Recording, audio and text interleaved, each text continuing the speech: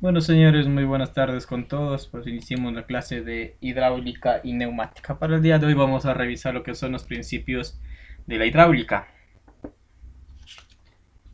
Para ello, pues voy a proyectar unas diapositivas.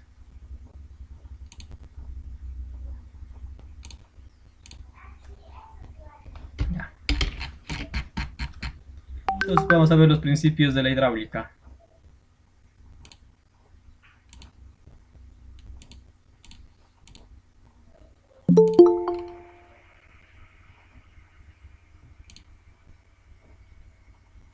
Bune Yasser.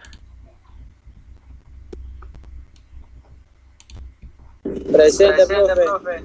Ya. Entonces, en los principios de hidráulica estamos hablando nosotros del flujo uniforme. Entonces, el flujo son, estos son los que pasan, prácticamente el líquido que recorre los canales. Entonces tenemos otros canales, son los conductos abiertos o cerrados, en los cuales el agua circula debido a la acción de la gravedad y sin ninguna presión. Entonces aquí tenemos nosotros una presa hidroeléctrica, podemos decir. Tenemos una represa en la cual circula el agua libremente, sin ninguna presión, pues la superficie libre de líquido está en contacto con la atmósfera. Esto quiere decir que el agua fluye impulsada por la presión atmosférica y su propio peso. Al tener un peso, pues está actuando sobre ella la gravedad y esto permite que el agua se desplace. Por eso nosotros podemos observar el desplazamiento de los diferentes ríos. Si no tuviéramos esta gravedad y no hubiera este flujo, pues ellos no se moverían, permanecerían estáticos, pero como vemos, los ríos son dinámicos, están en movimiento. Entonces, la clasificación de estos canales son canales naturales y artificiales. Los naturales, pues ya conocemos las cuencas y las cuencas de los ríos, conocemos también diferentes oleoductos que ha realizado el hombre, un ejemplo de cada uno. Entonces, los naturales, como sabemos, son ríos. Incluye todos los cursos de agua que existen de manera natural en la tierra, los cuales varían en tamaño, desde pequeños arroyuelos en zonas montañosas hasta quebradas, ríos pequeños y grandes, arroyos, lagos y lagunas de secciones transversales en un canal natural. Generalmente se forman irregularidades y variables durante su recorrido. Entonces tenemos los canales naturales, que son acueductos o ríos. Tengo acceso a Rodríguez. Pongámosle en la lista de una vez. Luego tenemos los canales artificiales. Ayúdenos con la lectura, señor Rodríguez, ya que acaba de ingresar. Presente, que estoy. Ayúdenos con la lectura. ¿La ayudo con la lectura? Sí.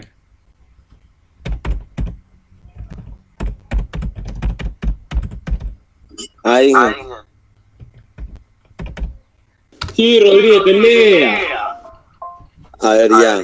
Canales artificiales son todos aquellos construidos o desarrollados mediante el esfuerzo de la mano del hombre, tales como canal de riesgo de navegación, control de inundaciones, canales centrales hidroeléctricas, entre otros. Ellos usualmente se diseñan con formas geométricas regulares. Un canal construido con una sección transversal invariable. Estas secciones son transversales, más comunes son sección trapezoidal, sección rectangular, sección triangular y sección parabólica. Gracias, Rodríguez, por la lectura. Entonces, como ven, los canales artificiales son realizados por la mano del hombre.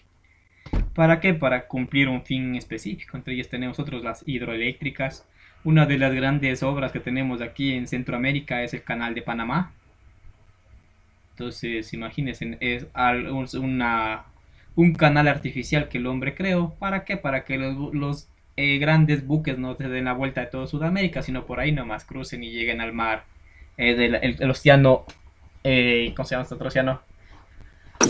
Al otro océano, pasen del océano Pacífico al océano Antártico. Entonces, se libran, Atlántico, perdón, como sea. Entonces, se libran de toda una semana, más de 15 días de dar la vuelta a todo lo que es Sudamérica y cruzan por ahí en un solo día. Entonces, como ven, es algún canal artificial, es una de las super mega obras que han existido pero en la actualidad se está quedando sin agua. Es uno de los problemas ocasionados por el calentamiento global. Veamos, Bone Bedoya acaba de ingresar.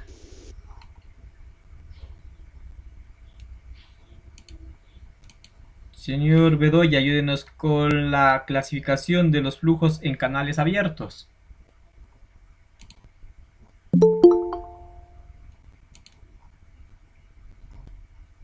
¿Qué pasó, Bedoya?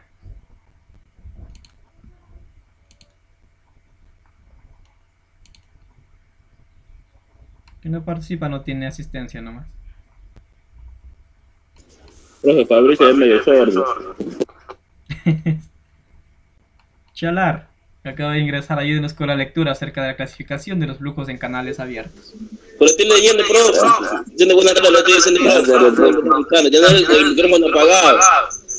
No enciende el micrófono. Bueno, continuemos con Bone Bedoya, luego sigue. Bueno, se me percató ahorita, profe, que tengo el micrófono apagado. Ya. Clasificación de lujos y canales abiertos. Se puede clasificar en muchos tipos y escribirse de diferentes maneras.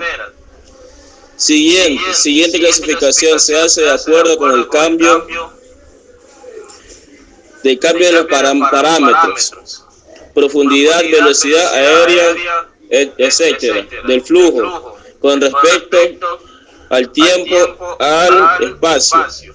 Flujo permanente, flujo uniforme, flujo variado, flujo gradualmente variado, flujo rápidamente variado, flujo no permanente, flujo uniforme no permanente, flujo variado no permanente, flujo gradualmente variado no permanente y flujo rápidamente variado no permanente. Gracias por la lectura. Entonces, como ven, tenemos la clasificación de los flujos que depende de las diferentes formas o irregularidades con las que fueron construidos. Puede ser profundidad, velocidad, área, entre otros. Entonces tenemos flujo permanente y flujo no permanente. En el permanente, pues todo eso que es uniforme, variado, gradual, variado, entre otros. El flujo no permanente, pues es aquí cuando hay estos cambios, digamos, que son bruscamente. Entonces tenemos los flujos permanentes y flujos no permanentes. Ayúdenos con la lectura, Chalara.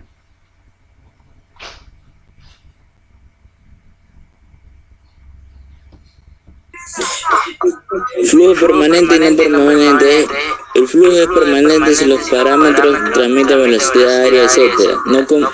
No cambian con respecto al tiempo, es decir, en una sección del canal de todos los tiempos. Los elementos del flujo permanecen constantes. Si los parámetros cambian al respecto al tiempo de flujo, se llaman no permanente. Flujo uniforme B y flujo variado. El flujo uniforme si los parámetros transmiten velocidad aérea no cambian con respecto al espacio, es decir, en cualquier sección del canal los elementos del flujo permanecen constantes. Si los parámetros varían de una sección a otra, el flujo se llama no uniforme variado o variado.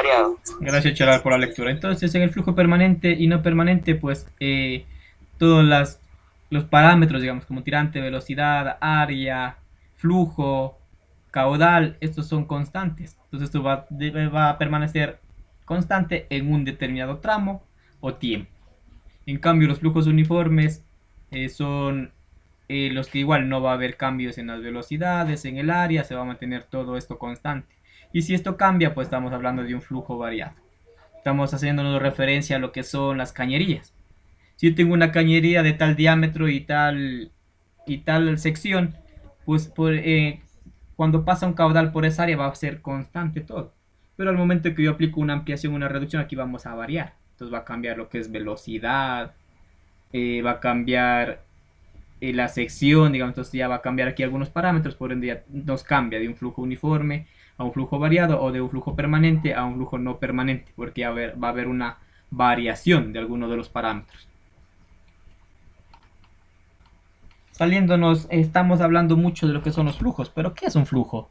Entonces nos dice, el flujo es la acción de un sistema hidráulico que proporciona movimiento al actuador de la fuerza y se puede transmitir mediante la presión, pero para originar un movimiento es esencial que haya un flujo. Entonces eso es lo que es un flujo.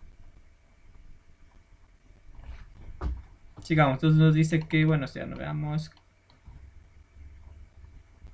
Entonces la comparación entre flujo en tuberías y flujo en canales abiertos. El flujo de aguas en un conducto puede ser flujo de canal abierto o flujo en tubería. Estos dos clases son similares en muchos aspectos, pero se diferencian en aspectos importantes. El flujo del canal abierto debe tener una superficie libre, tanto que el flujo de la tubería no la tiene. Entonces podemos decir que también es un sistema, un flujo libre es un sistema abierto y un flujo de cañería es cerrado. ¿Por qué? Porque está dentro de una cañería, de una sección. Una superficie libre está sometida a la presión atmosférica y el flujo de la tubería, al estar confinado en un conducto cerrado, no está sometida a la presión atmosférica de manera directa, sino solo a la presión hidráulica. Entonces, ten en cuenta que en el flujo de libre, este está sometido a la presión atmosférica, por eso se va a mover, y también la acción del peso o de la masa de sí mismo. Recuerde que el peso pues es igual a masa por aceleración, en este caso por gravedad, la cual nos ayuda a que este esté fluyendo. Y en una tubería pues no actúa directamente la presión atmosférica, sino una presión hidráulica. Entonces, los sistemas hidráulicos básicos.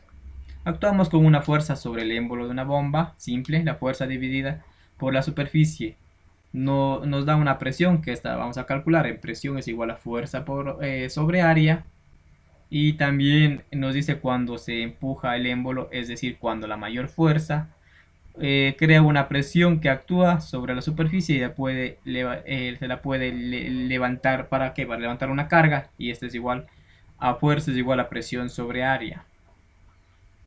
O también en otras palabras podemos poner que estamos realizando un trabajo, y el trabajo acá es igual. Trabajo va a ser igual a fuerza por distancia. Tenemos un esquema básico. No se ve muy claro este esquema, pero bueno. Tenemos una válvula de 3 posiciones, 4 conexiones, hemos visto que está centrada por unos resortes. Tenemos un manómetro, una válvula de alivio. Tenemos el cilindro, la carga, el estanque, la bomba y el motor, la cual nos va a ayudar pues, a dar ese flujo hidráulico para que esto se mueva. Y tenemos un accionamiento manual. Puede ser un pedal. Y así tenemos lo que se denomina pues un circuito hidráulico. ¿Cuáles son las partes del circuito hidráulico? Pues las vamos a revisar una por una. La presión hidroestática. Ya hemos revisado un poco lo que son estas presiones, tanto la presión hidroestática, atmosférica. Veamos qué nos dice aquí en esta diapositiva. La presión hidroestática. Una columna de un líquido ejerce su propio peso. Una presión sobre una superficie en que actúa. La presión es función de la columna en funcionamiento de la altura de la columna y de la densidad y la aceleración de la gravedad. Entonces nos pone un ejemplo acerca de una cañería que está en sentido vertical. Entonces aquí ¿qué pasa? Está haciendo una acción el peso de este mismo. ¿Por qué? Por la gravedad, y también tenemos la presión atmosférica que está actuando sobre este. Y al final tenemos un área que puede estar abierta para que ésta siga fluyendo, puede estar cerrada. Al momento que está cerrada, pues en esta área está efectuándose una fuerza. Si se toma el recipiente de formas distintas y llenamos con el mismo líquido, la presión será función solamente de la altura y de la presión. Entonces, ¿qué tenemos nosotros? Tenemos presión 1 igual a presión 2 y este es igual a presión 3. ¿Por qué? Porque este es un sistema abierto y la única que está actuando es la presión atmosférica. Y también tenemos que el área 1 es igual al área 2 y igual al área 3. La fuerza resultante, pues que nos dice que las fuerzas en los 3 puntos va a ser la misma. Simplemente lo que estamos cambiando un poco es la forma de la cañería, pero el mismo líquido que se encuentra va a ser igual en todos, la misma masa de líquido, digamos. Y el área que ocupan, pues sí va a ser un poco diferente, pero en sí va a ser la misma. Si calculamos el área de ¿cómo se llama? De este rectángulo, pongamos, y calculamos el área de la figura 2, pues nos va a dar lo mismo. Igual de la tercera, por eso nos ponen esa misma área. Igual la fuerza va a ser la misma en todos los 3 casos. Entonces, ¿qué pasa nosotros en la hidrodinámica? La ecuación de flujo, si un sólido fluye por un tubo de una sección variable, el volumen que pasa por la unidad de tiempo es el mismo, independiente de la sección. La velocidad de flujo varía, el caudal, entonces tenemos que el caudal es igual a velocidad sobre tiempo, y también tenemos que el caudal es igual al volumen sobre el tiempo, y también podemos cambiar por la superficie si tenemos una superficie. Entonces muchas veces nos dan nosotros la superficie, no nos dan el área, entonces tenemos que volumen es igual a área por la superficie, y hoy tenemos que la velocidad es igual a superficie sobre tiempo, y obtenemos finalmente una ecuación que la vamos a ocupar, que es el caudal es igual al área por la velocidad. Entonces, ¿qué pasa con esto? Que nosotros el caudal vamos a tener el mismo, va a ser el caudal 1 en una sección 1, va a ser el caudal 1, va a ser igual al caudal 2 de la sección 2, y este va a ser igual al caudal 3 de la sección 3. ¿Qué es lo que estamos variando? Simplemente estamos variando el área y la velocidad. En la sección 1 tendremos mayor área, menor velocidad. En la sección 2 tendremos mayor velocidad, menor área, y en la 3, como vemos que nuevamente se está habiendo una expansión de esta cañería, entonces tendremos nuevamente una menor velocidad y una mayor área. Entonces, ¿qué pasa? Que la velocidad 1 va a ser menor que la velocidad 2, y la velocidad 3 va a ser igual, menor que la velocidad 2. Entonces de aquí sale la ecuación de la continuidad.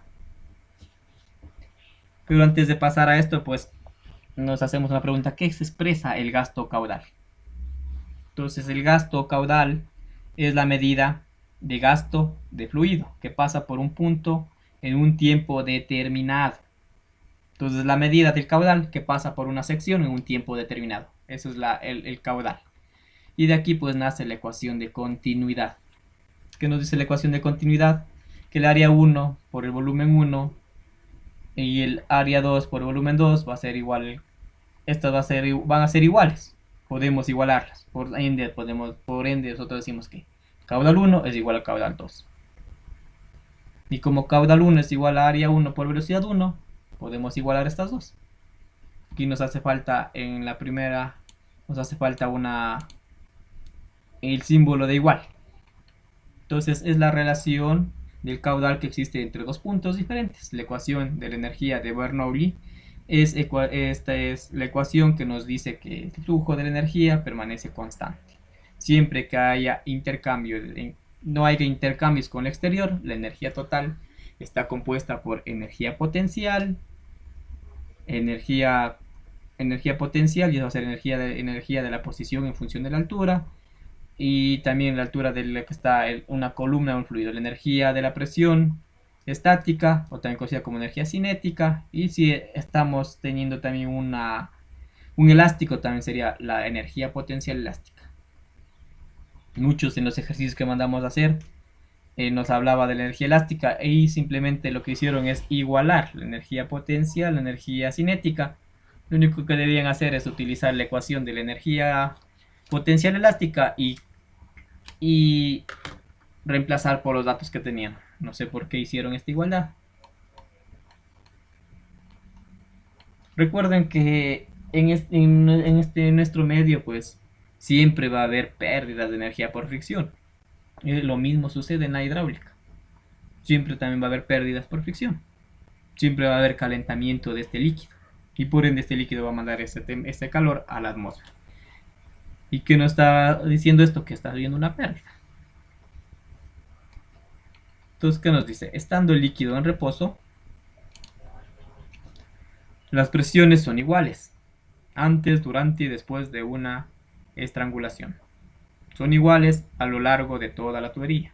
Si un líquido fluye en un sistema, se produce calor por la fricción y se pierde energía en formas de energía térmica.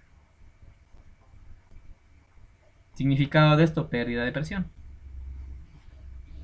La energía hidráulica no se puede transmitir sin pérdidas. Las pérdidas por fricción dependen de la longitud de la tubería, rugosidad de la tubería, cantidad de codos de la tubería, secciones de la tubería y velocidad de flujo. Entonces recuerden que hay muchos factores que influyen en la pérdida de energía, y esto es por fricción. Al momento de haber fricción existe energía térmica y esta energía térmica se va al medio ambiente. Aquí tenemos el número de Reynolds. Señorita Castillo, ayúdenos con la lectura.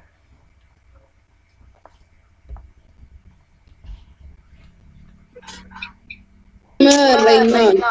El tipo de flujo puede ser determinado como el número de Reynolds.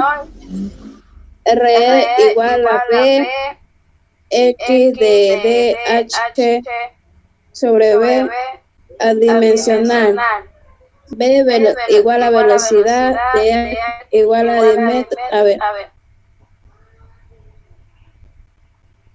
diámetro interior de la tubería, DH igual por 4 a 4X, A sobre U, A igual a área de U de perímetro, B igual a viscosidad cinemática de M2 sobre S.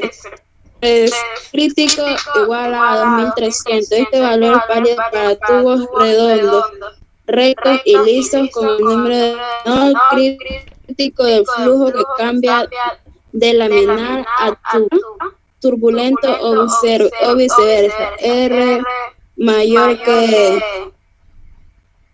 crítico de flujo laminar. RE menor que RE crítico de flujo turbulento.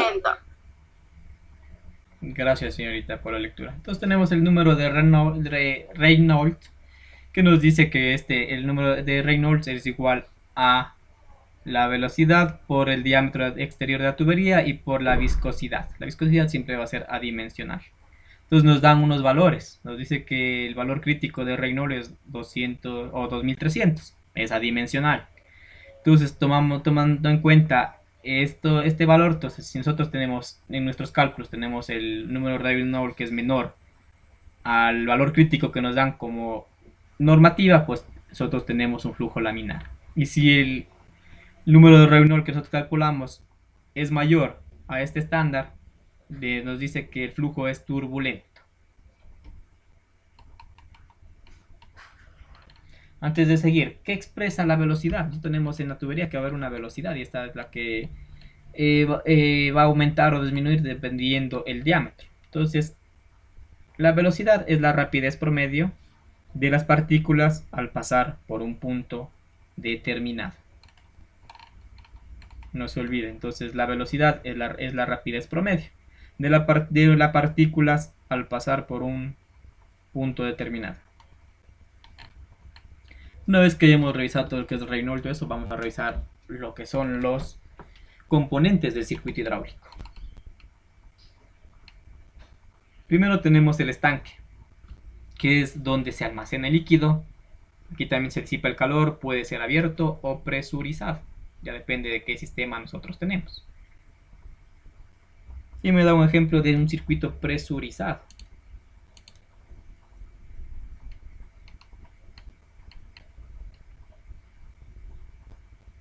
Bone Bedoya, enciende el micrófono y ¿dónde podemos nosotros encontrar un circuito presurizado?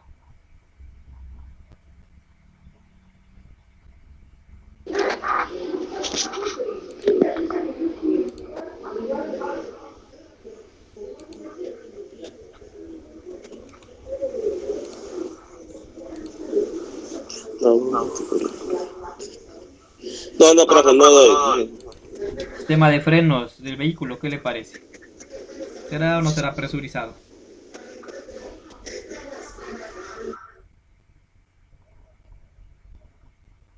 Entonces tenemos el circuito de frenos de un vehículo. Un gato hidráulico. Es presurizado, ¿por qué? Porque tiene un motor el cual va a mandar esa fuerza hidráulica. Y al momento de mandar esa fuerza hidráulica se va a hacer acción de esto, va a haber una presión, la cual nos ayuda pues a levantar algo más pesado. En este caso el vehículo. Tenemos los conductos. Líneas que transporta el líquido pueden ser flexibles o rígidas. En una retroexcavadora, ¿estas líneas son flexibles o rígidas? Señor Rodríguez. Rígida ¿Y por qué son rígidas? y flexible. Porque por algunos pasan aceite, las líneas de aceite. Ya. La mayor parte de las Y las otras líneas en una flexibles pueden ser retroexcavadora son la flexibles. ¿Por qué? Porque tienen que, usted ve que el brazo se va a estar expandiendo. Entonces, por ende, tienen que ser flexibles. Y al momento que ser flexibles, pues estas cañerías también absorben la vibración. Si tuviéramos unas cañerías rígidas en este tipo de máquinas, pues habría una gran vibración y producto de esta vibración, estas cañerías no soportarían la presión. Entonces, por ende, se utiliza unas cañerías flexibles que son parecidas al hule, son especiales. ¿Por qué? Porque soportan estas grandes presiones. Tenemos la bomba. Permite colocar en movimiento el líquido, transformándolo en energía mecánica, en energía hidráulica. Puede ser de paletas, pistones, engranes, centrífuga, entre otras. Ya. Segura, ya no le pude dar el acceso. Tenemos las válvulas. Estas son las que controlan la dirección del flujo, la presión y el caudal. Tenemos los accionadores que permiten realizar el trabajo, transforman la energía hidráulica en energía mecánica, en motores y cilindros. Como ven, nosotros tenemos todo esto. ¿Tenemos en qué? En nuestro sistema de frenos. Sistema hidráulico, tenemos el estanque donde va el líquido de frenos. Es un sistema presurizado. Tenemos los conductos, las cañerías. En este sí tenemos unas cañerías rígidas. Son de una aleación de aluminio. ¿Para qué? Para que soporte estas grandes presiones y también la vibración en algo. ¿Qué más tenemos? Tenemos un cilindro, el cual va a hacer la acción de retraerse o expandirse. ¿Para qué? Para que las zapatas aprieten el disco de freno. Ahí están las válvulas y los accionadores. Todo tenemos ahí en ese sistema. Entonces tenemos los estanques. Señor Segura, ayúdenos con la lectura, ya que acaba de ingresar. Listo, profesor. La parte principal de un estanque se dice que rejilla de llenado, 2, filtro de retorno, 3, mirilla, 4, salida de bomba, 5, tapón magnético, 6, retorno, 7, de deflector, 8, válvula de alivio, 9, respiradero. ¿Ya? Como vemos, aquí vemos las partes principales de un estanque. Recuerde que estamos trabajando con líquidos, y el líquido al meterse a altas presiones pues tiende a expandirse. Por ende tenemos nosotros un tapón, tenemos una línea de retorno, un deflector, una válvula de alivio. La válvula de alivio sí es para justo para este fin que estoy diciendo, como este tiende a expandirse, a ocupar más espacio, entonces tenemos una válvula de alivio. ¿Para qué? Para que no soporte altas presiones y tienda pues a disminuir la vida útil de este. Por ende tenemos una válvula de alivio y también un respiradero.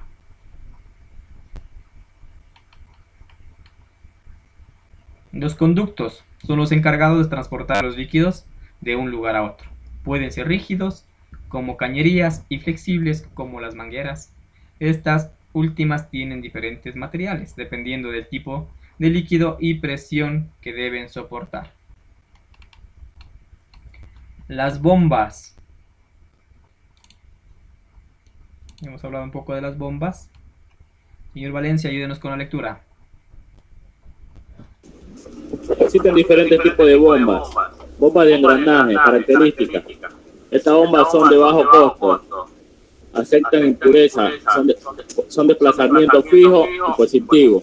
Bomba de paleta, características. Estas bombas son de baja contaminación acústica. Se autoajustan por desgaste, no aceptan grandes presiones, desplazamiento fijo y positivo. Gracias por la lectura. Señorita Castillo, sigamos con la lectura acerca de las bombas.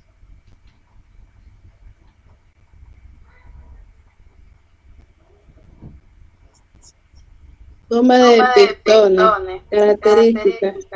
Estas bombas no aceptan impurezas, son de altas presiones, son desplazamiento positivo al cual fijo o variable. Bomba caudal, fijo o variable. Bomba centrífugas, características. Estas bombas son de bajas presiones, desplazamiento no positivo. Gracias por la lectura. Entonces, como ven, nosotros tenemos diferentes tipos de bombas, las cuales son utilizadas dependiendo el sistema que tengamos. Nosotros en la parte automotriz estamos trabajando con bombas que son de engranaje, bombas de paletas, de pistón no he visto mucho, pero también tenemos bombas centrífugas. Todas tienen sus características, sus ventajas, desventajas. Una desventaja de las bombas de engranaje son ruidosas. En cambio, las bombas de paletas ya no son ruidosas y se regulan automáticamente según el desgaste. La de pistones es para altas presiones. No, en este caso tenemos que tener un filtro que cumpla con las especificaciones que nos dé el fabricante. De lo contrario, pasará impurezas a este cilindro y esto es un grave problema, ya que la vida útil de esta se reduce drásticamente. Y las bombas centrífugas... Diga. Las bombas de pistones son esas que utilizan en las camaroneras. Bueno, son como unos motores grandes que eso bombea. Sí, esas son las de pistones. Esas son las de pistones. También tenemos la bomba centrífuga, que es para presiones bajas. Entonces existen tres tipos de acumuladores, cargados por resortes, peso y gas. Aquí tenemos los tres tipos: por resorte, por gas y por peso. Tenemos las válvulas, se identifican en tres categorías: en reguladoras de presión, dirección y reguladoras de flujo. Entonces, como ven, las válvulas nos decían en la diapositiva anterior que estas regulan la presión, la dirección y el flujo o el caudal del fluido. Tenemos una válvula de alivio principal, son las válvulas que limitan la presión máxima en un sistema. Estas pueden ser pilotadas o no. Válvulas de alivio de línea son semejantes a una válvula de alivio principal, pero son para generar ajustes a un valor mayor que el del alivio principal, permitiendo que se abran por golpes externos. Cuando la válvula direccional se mantiene, aquí ya no veo, encontraremos pues ajustando al menor. Entonces aquí vemos un esquema de estos dos tipos de válvulas. Tenemos una válvula de alivio modular. Esta válvula permite un aumento de presión gradual a través del tiempo, dando por el orificio restrictor. Se usan con el control hidráulico en algunas transmisiones. Válvula reductora son válvulas que reducen la presión. Para determinados sistemas reducen la presión después y antes para que se realice una función, digamos, para que nosotros en nuestro sistema hidráulico vamos a tener, dependiendo qué maquinaria sea, pues que en unas secciones necesitemos una presión elevada y en otras no. Entonces esta válvula nos va a ayudar a regular esa presión. Entonces serían las partes de un sistema hidráulico. ¿Alguna pregunta, señores? ¿Alguna duda hasta el momento? Señorita Castillo, Rodríguez, Bedoya, Segura. Aquí estoy. Ya. Entonces, para finalizar, pues nos dice qué es el principio de continuidad. Entonces, el principio de continuidad es el método para calcular la velocidad de flujo de un fluido en un conducto de un sistema cerrado. Depende del principio de continuidad la cantidad de flujo que pasa por cualquier sección de un cierto tiempo, Entonces tenemos que en este más o menos va a variar las secciones. Y la velocidad. Entonces tenemos las fórmulas que el caudal 1 es igual a caudal 2 y tenemos también que el caudal es igual al el área por la velocidad. Dicho esto, pues damos por terminado esta clase. La próxima comenzaremos revisando lo que son el cálculo del área de un pistón. Para que investiguen un poco, les he dejado una tarea en el aula virtual. Diga. Póngame asistencia, si se da por atrasado, disculpe. ¿Quién es usted? Segura, pues. Entré atrasado, profe. Al momento que ingresó le puse el visto. Entonces, Ya, profe, gracias. Un pequeño foro acerca de los principios de la hidráulica. Entonces nos preguntan qué es el flujo, qué expresa el gasto caudal y qué establece el principio de continuidad. Esas tres preguntas a lo largo de la clase les he dicho. Si han tomado lista, que mejor, si no, pues tendrán que investigarlo. Eso es todo, señores, gracias por su participación. Nos vemos a las 8:30 en tren de rodaje. Nos vemos. Ya, profe. Ya, profe.